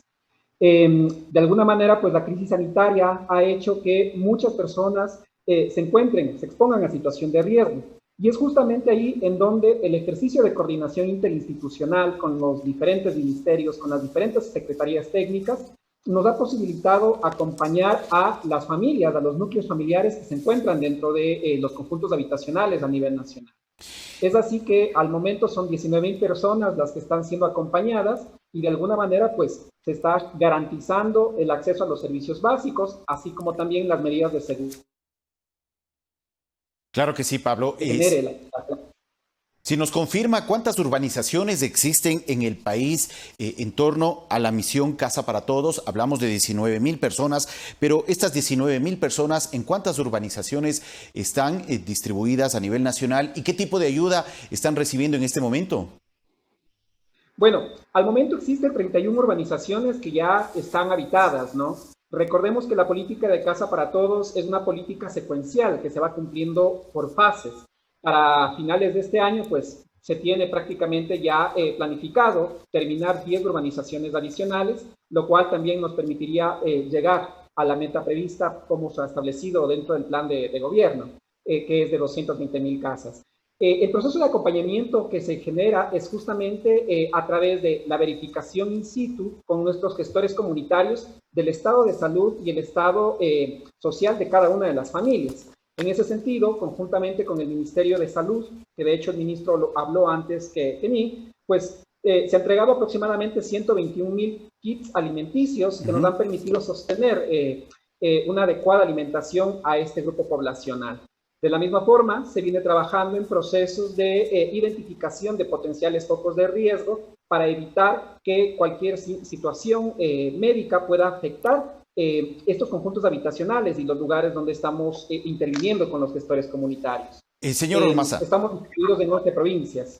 ¿De qué tipo de familias estamos hablando? ¿De qué tipo de personas estamos hablando? ¿Están recibiendo en este momento apoyo por parte de las autoridades? Bueno, dentro de las 19,839 personas tenemos niños, niñas, adolescentes, personas con discapacidad, personas adultas mayores. Son aproximadamente 1,239 personas con discapacidad que viven dentro de los conjuntos habitacionales de la misión Casa para Todos y 423 adultos mayores que también tienen este beneficio, ¿no? Esta garantía de tener un piso de protección social. Como he mencionado, pues son núcleos familiares que tienen una configuración diversa y entre ellos podemos encontrar niños, niñas, adolescentes que están siendo acompañados en su proceso educativo y a su vez garantizando su salud y el bienestar a nivel alimenticio y a nivel de convivencia. Este trabajo es a nivel nacional, ¿cierto? Debemos entender que este apoyo y esta asistencia, este acompañamiento continuará de aquí en las próximas semanas también. Así es, así es. De hecho, es relevante mencionar que la política de Casa para Todos, dentro del componente de fortalecimiento comunitario, existe un equipo de 97 funcionarios territoriales que no han dejado de acompañar a los conjuntos habitacionales y a estas familias durante la pandemia. El componente de fortalecimiento comunitario tiene una prolongación de acompañamiento de 2 años. Eso quiere decir que prácticamente mientras se consolida el tejido social dentro de estas urbanizaciones, mientras se consolida la convivencia armónica y lo que implica la convivencia social, prácticamente pues seguiremos acompañando como Secretaría Técnica. Pablo, si hay alguna familia, alguna persona que esté dentro de la misión Casa para Todos y necesite un apoyo adicional o en estas circunstancias no ha recibido todavía el acompañamiento por parte de las autoridades, ¿cómo puede comunicarse con las instituciones para poder recibir la ayuda en estas circunstancias? Bueno, Fabricio, como mencioné, nosotros tenemos 97 gestores territoriales. Ellos se encuentran dentro de los conjuntos habitacionales. Cada uno de este personal técnico visita diariamente los conjuntos habitacionales. Y en caso de que alguna familia pueda presentar alguna situación médica, alguna situación, qué sé yo, de alimentación, alguna situación educativa que requiera tener información, pues ellos ya conocen prácticamente a su gestor comunitario y podrían dirigirse a él para poder recibir información y poder solventar su inquietud. De acuerdo, Pablo, muchas gracias por la información compartida. Gracias, Fabricio. Gracias a todos los que están conectados en esta hora. Muy gentil, agradecemos la información compartida durante este espacio. Pablo Ormaza, subsecretario de Coordinación Subrogante del Plan Toda una Vida, nos ha explicado el acompañamiento que ofrecen las autoridades a más de 19,000 personas en todo el territorio nacional que están dentro de las misiones de apoyo del gobierno nacional. 7 de la mañana con 31 minutos. Y ahora nos conectamos de nuevo con nuestro compañero Alex Llanos, quien se encuentra en la plataforma gubernamental en el sur de la ciudad de Quito, para ofrecernos un informe sobre este retorno progresivo de los servidores públicos a su jornada laboral que arranca desde este día lunes. Alex, buen día. Por favor, con su reporte. Hola, ¿qué tal, Fabricio? Muy buenos días. Levantamos esta señal informativa, como tú lo mencionabas, y en la parte interna de la plataforma gubernamental de desarrollo social, ubicado en el sector de Quitumbe, en el sur de Quito. En la primera salida nosotros pudimos evidenciar cómo algunos de los servicios que nunca se suspendieron para la ciudadanía habían comenzado ya a estar justamente realizando su trabajo, pero ahora nos encontramos, como mencionábamos, en la parte interna de este edificio de aproximadamente 70,000 metros cuadrados de área, y justamente el día de hoy regresará un 25%. La capacidad total de este edificio son 3,000 funcionarios públicos y se prevé el retorno hoy de al menos 900 servidores. Para conocer los detalles de cómo se han organizado, ya en la interna nos acompaña nuevamente Fernando Alvarado. Fernando, cuéntanos un poco, tú como administrador, cómo han podido organizarse para que no haya ningún inconveniente en temas como ascensores, por ejemplo. ¿Cómo se han organizado en este sentido? Muy buenos días. Buenos días nuevamente a los ciudadanos.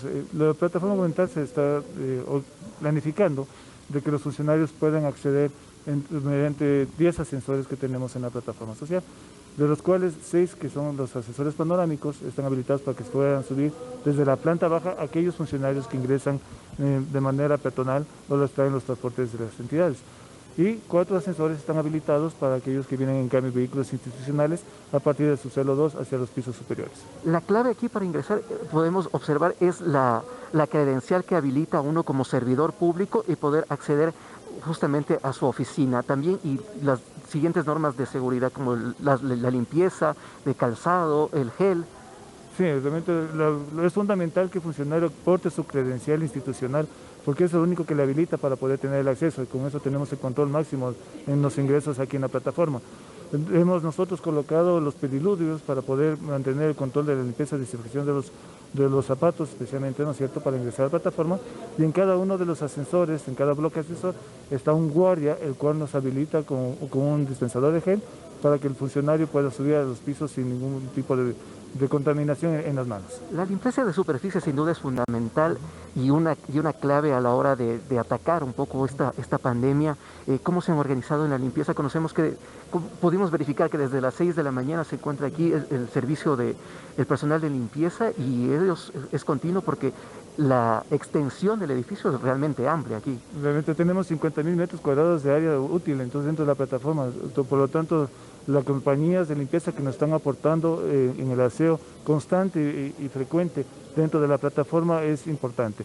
El aseo de pasillos, el aseo de las oficinas, las baterías sanitarias, ascensores, gradas de madera, las gradas de emergencia, es primordial para que los funcionarios se sientan seguros dentro de la plataforma y no tengan ningún tipo de dudas con respecto a su salud dentro de ella, ¿no? ¿Cómo se organizará el tema de la alimentación, el momento que accedan los funcionarios al lounge, a los comedores?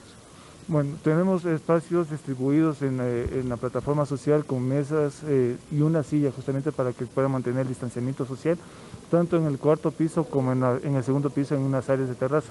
Estas áreas de terraza, además de que están en la parte exterior, permite la ventilación para que ellos no tengan ningún tipo de contagio directo. Y en el tema de cuando ya se atiende a los usuarios, vemos también que las sillas están estrictamente marcadas, las que se puede uno acceder, y también creo que existen láminas entre los funcionarios y los usuarios para que eviten justamente ese contacto que se pide a la ciudadanía, se evite en estos momentos de emergencia sanitaria.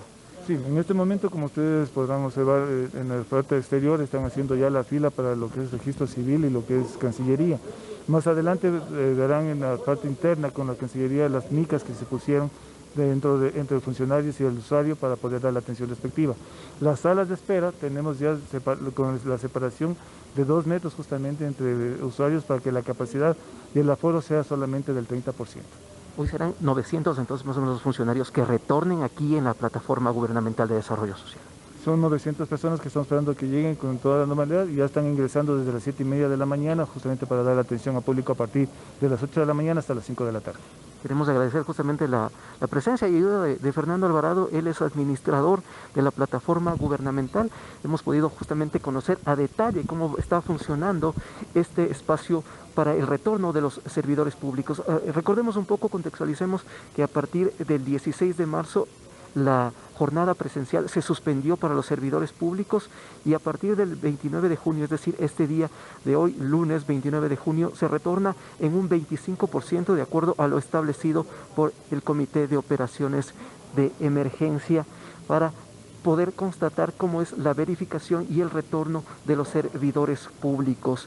A nivel nacional son 500.000 los servidores públicos y se tiene previsto que solo en Quito son 150.000. Hoy regresará un 25% de acuerdo a la decisión del Comité de Operaciones de Emergencia. Este es el informe que tenemos desde aquí, desde la Plataforma Gubernamental de Desarrollo Social. Nosotros vamos a continuar contigo desde Estudios, Fabricio. Muy buenos días.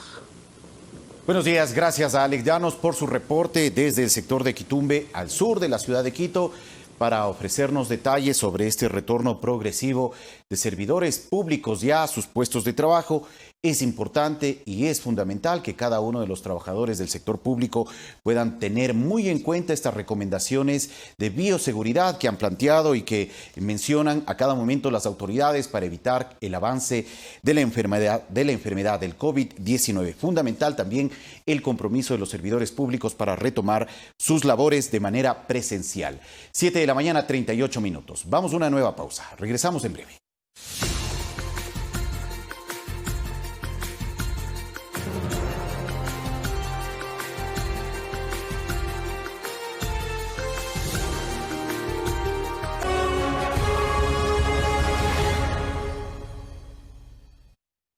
La Unidad Antisecuestros y Extorsión de la Policía UNACE logró la captura de Francisco Ochoa, exdirector del Hospital del IES Teodoro Maldonado Carbo en la ciudad de Guayaquil.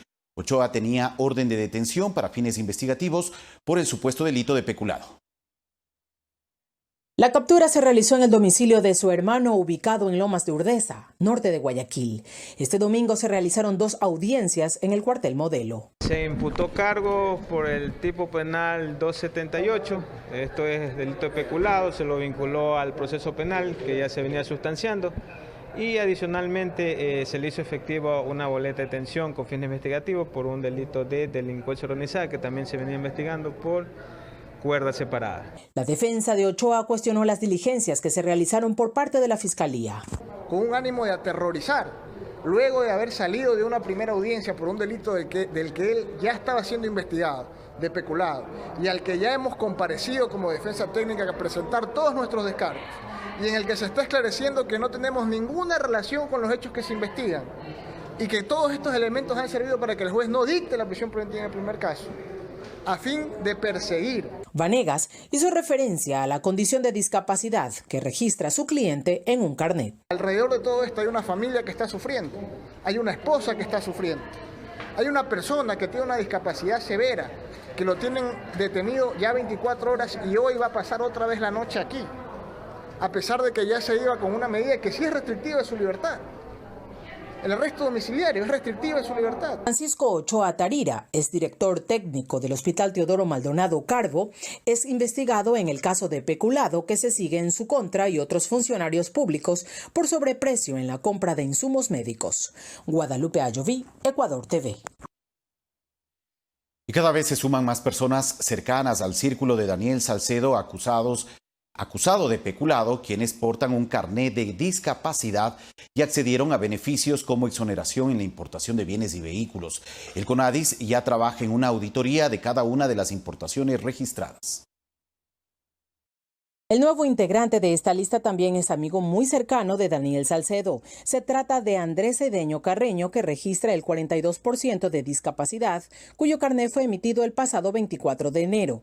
Javier Torres, presidente del CONADIS, entidad que registra más de 485,000 personas con discapacidad, indicó que desde 2013 el Ministerio de Salud Pública califica la discapacidad para emitir el documento en un proceso de verificación y constancia médica. El señor presidente ha dispuesto todas las investigaciones del caso de la manera más profunda para que se analice cuáles son principalmente y se sancione de la manera más enérgica para trabajar en los problemas que ha creado estas circunstancias, los nombres a quienes se les acusa de tener un carnet de discapacidad y el cual debe responder el Ministerio de Salud Pública por la idoneidad de la adquisición o de su derecho de persona con discapacidad de acuerdo a lo que establece la ley. El CONADIS, en coordinación con el Servicio Nacional de Aduanas del Ecuador, inicia una auditoría global de la importación de vehículos. Esa auditoría nos va a permitir tener claridad de quienes en realidad tuvieron o han hecho mal uso de esta condición para haber abusado principalmente desde la importación de vehículos y otros beneficios. Y es que acorde a la discapacidad hay un porcentaje de exoneración de tributos para la importación de vehículos. Del 30 al 49% de discapacidad será de exoneración el 60%. Del 50 al 74% de discapacidad la exoneración es del 70%. Del 75 al 84% de discapacidad la exoneración será del 80%. Y del 85 al 100% de discapacidad la exoneración es del 100%. Cedeño importó un automotor valorado en $80,000. Pagó menos de $20,000, el mismo que fue retenido en la aduana, registrándose observaciones en su valor declarado. Que está haciendo defraudación al fisco es un delito. ¿Por qué razón? Porque no paga impuestos, está mintiendo, está teniendo un documento adulterado y entonces lamentablemente ese tiene que pagar, sinceramente, su sanción y eso tiene que hacer la ley. Por eso es que el apoyo de la Fiscalía es importantísimo y que los jueces tengan en claro también esto. Según datos del SENAE, durante el 2018, 2019 y 2020 se han importado más de 7,400 vehículos con carnet de discapacidad. Guadalupe Ayoví, Ecuador TV. El presidente Lenín Moreno, mediante decreto ejecutivo, concedió indulto a 66 personas privadas de libertad. Entre los beneficiarios están adultos mayores, madres con niños menores de 3 años de edad, así como personas con discapacidad y enfermedades catastróficas. Mediante decreto ejecutivo, el presidente Lenín Moreno concedió indulto a personas con sentencia condenatoria en situación prioritaria y de doble vulnerabilidad.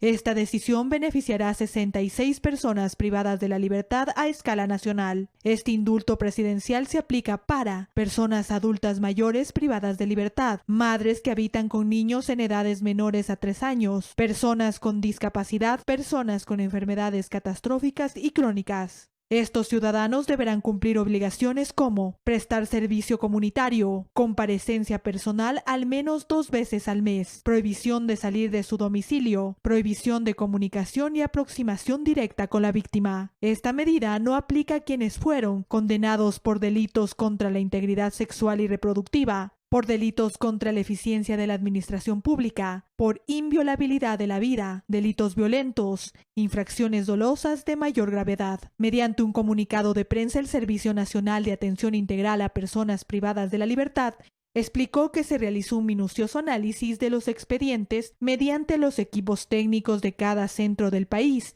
y la planta central. Representante del señor ministro de Salud Pública, CONADIS y del SNAI, trabajaron arduamente para poder determinar aquellas personas que puedan ser beneficiadas de este decreto y que, estando en la parte exterior de los muros de privación de la libertad, no sean un atentado para la seguridad de la comunidad y la sociedad. Recalcaron que quienes accedieron a los indultos no constituyen un riesgo para la seguridad de la ciudadanía. Esta institución realiza el trámite, pero los jueces de garantías penitenciarias deben emitir las boletas de excarcelación. Por eso este proceso de liberación se realizará en los próximos días. María Elena Vaca, Ecuador TV. Y los adultos mayores tendrán políticas de fortalecimiento en salud y bienestar social. Así lo dispone el Reglamento General de la Ley Orgánica de las Personas Adultas Mayores, que dispuso el presidente Lenín Moreno mediante decreto ejecutivo. Los adultos mayores contarán con una herramienta que les permita precautelar y fortalecer sus derechos. Mediante decreto ejecutivo, el presidente Lenín Moreno estableció el reglamento para la aplicación de la Ley del Adulto Mayor. Esta normativa establece un plan nacional de protección de este grupo social, obligación de atención en centros gerontológicos, reconocimiento de derechos, exoneraciones en servicios básicos y el Sistema Nacional Integral de Información. Esta última herramienta permitirá conocer en cifras la situación de los adultos mayores en el país. Es una ley que toma en cuenta los derechos actuales del adulto mayor y que cambia la visión hacia una persona con sus propios derechos y que puede ser un ente activo, participativo en la sociedad. Reconoce nuevos derechos, por ejemplo, el derecho al cuidado prolongado, a la educación, a la salud especializada, a tener fuentes de crédito, a tener ingresos, trabajo y también a una pensión familiar en el caso de tener abandono o de tener una insuficiencia económica muy importante. Para los activistas sociales, este reglamento era necesario y les garantiza los derechos en salud y bienestar social. Absolutamente necesario, importante e imprescindible, porque una ley sin reglamento no aterriza. Por fin, ahora las personas adultas mayores del Ecuador van a contar con una ley que tiene un reglamento que pronto va a ser publicado en el registro oficial, y el mismo que le da pie a que todas las personas mayores tengan esta herramienta jurídica de carácter vinculante para que defiendan sus derechos. Luego de este proceso se realizará una agenda política de las personas adultas mayores. María Elena Vaca, Ecuador TV.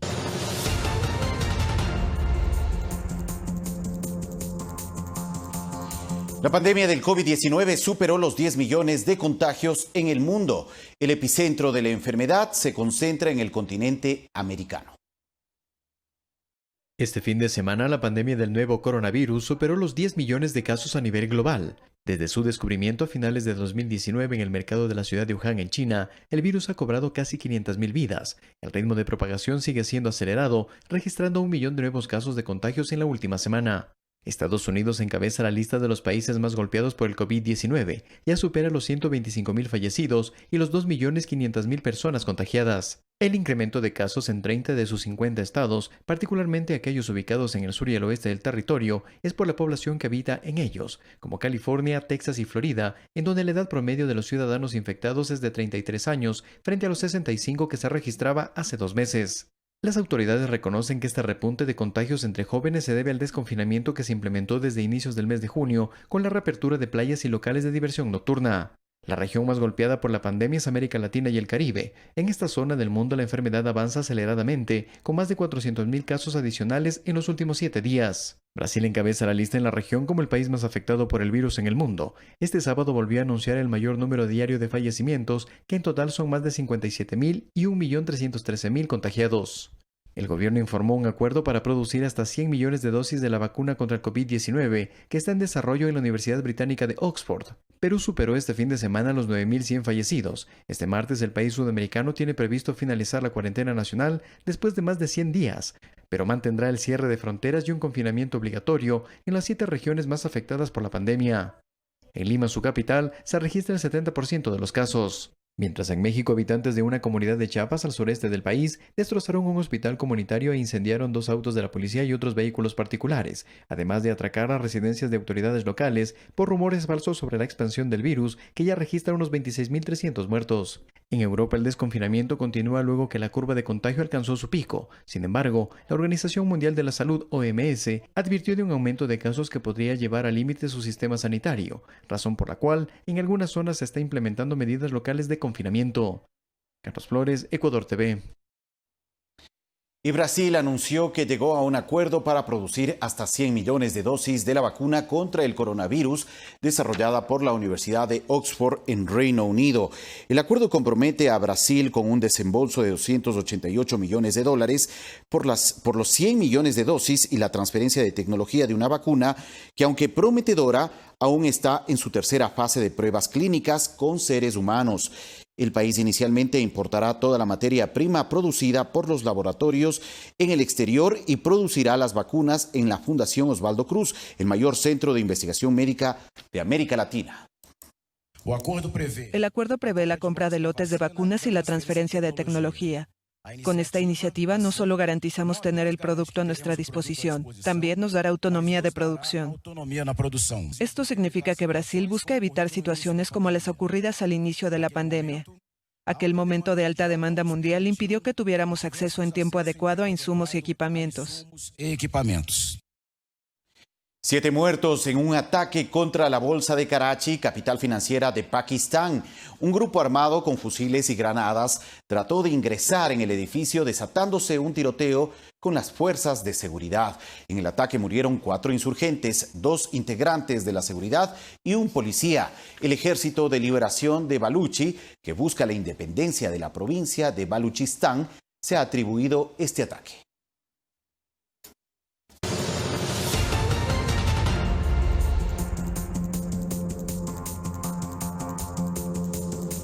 En México, caravana de autos para protestar contra el presidente Andrés Manuel López Obrador. Además, Mississippi, en Estados Unidos, retira los símbolos de la Confederación de su bandera. Más en El Mundo Ahora. Grupos indígenas realizaron plantones este fin de semana en varias ciudades de Colombia para rechazar la brutal violación de una niña de 13 años de la comunidad en Vera Chamí por parte de 7 soldados colombianos. Los militares ya fueron enviados a prisión, pero la sentencia de la Fiscalía generó polémica en el país, puesto que no lleva el agravante de acceso carnal violento. Centenares de automóviles recorrieron Ciudad de México para exigir la renuncia del presidente Andrés Manuel López Obrador en una nueva convocatoria de grupos opositores que rechazan sus políticas y su gestión durante la pandemia. La protesta rodante también fue convocada en ciudades como Puebla, Cuernavaca, Querétaro, Acapulco, Monterrey, Guadalajara, Chihuahua, Cancún y Mérida. Mississippi va a cambiar su bandera. Es la última de Estados Unidos que recuerda a los estados federados que defendían la esclavitud. La Cámara y el Senado de Mississippi aprobaron dicho cambio. Solo falta la aprobación del gobernador del estado, el republicano Tate Reeves, quien ya anticipó su apoyo. El cambio deberá efectuarse 15 días después de la aprobación definitiva de la ley. Luego de que el 15 de marzo los franceses eligieron a su alcalde, varios meses después volvieron a votar en la segunda vuelta con estrictas condiciones sanitarias ante la crisis del nuevo coronavirus, que transformó por completo las elecciones locales que tienen lugar cada 6 años. Según los primeros resultados, el partido del presidente Emmanuel Macron sufrió una dura derrota. Europa Ecología Los Verdes ganó en varias ciudades como Lyon, Marsella, Burdeos y Estrasburgo. Fernanda de la Bastida, Ecuador TV.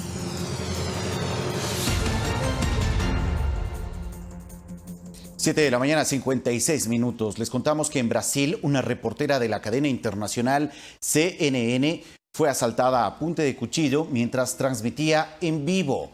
En un video que circula por redes sociales, se puede observar cómo el delincuente se acerca a la periodista y le arrebata su teléfono celular. Miren, ahí tienen las imágenes increíbles del momento que se captó en vivo. El robo fue confirmado por el presentador del noticiero, quien comentó que la periodista no podía entender en ese momento lo que estaba sucediendo, lógico. Pero después de lo sucedido, cortaron la imagen y se explicó que había sido asaltada la reportera. Ahí tienen las imágenes, el momento en que esta periodista es asaltada en vivo.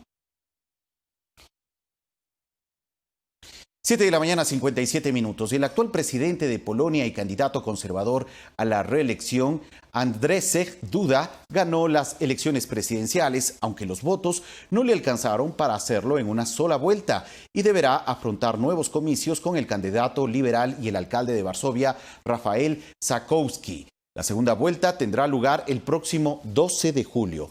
Estos comicios fueron aplazados por la pandemia del coronavirus. Los votantes acudieron a sus lugares de sufragio manteniendo las medidas de bioseguridad. Según las últimas encuestas, el actual mandatario podría ser derrotado en las urnas por el alcalde de Varsovia. De concretarse esta tendencia en la segunda vuelta, supondría un duro revés para el gobierno polaco, que ha llevado a cabo reformas en el ámbito de la justicia que han deteriorado sus relaciones con Bruselas. 7 de la mañana, 59 minutos. Gracias a todos por acompañarnos en Telediario. De inmediato, Café TV. Que tengan un buen inicio de semana y un buen lunes.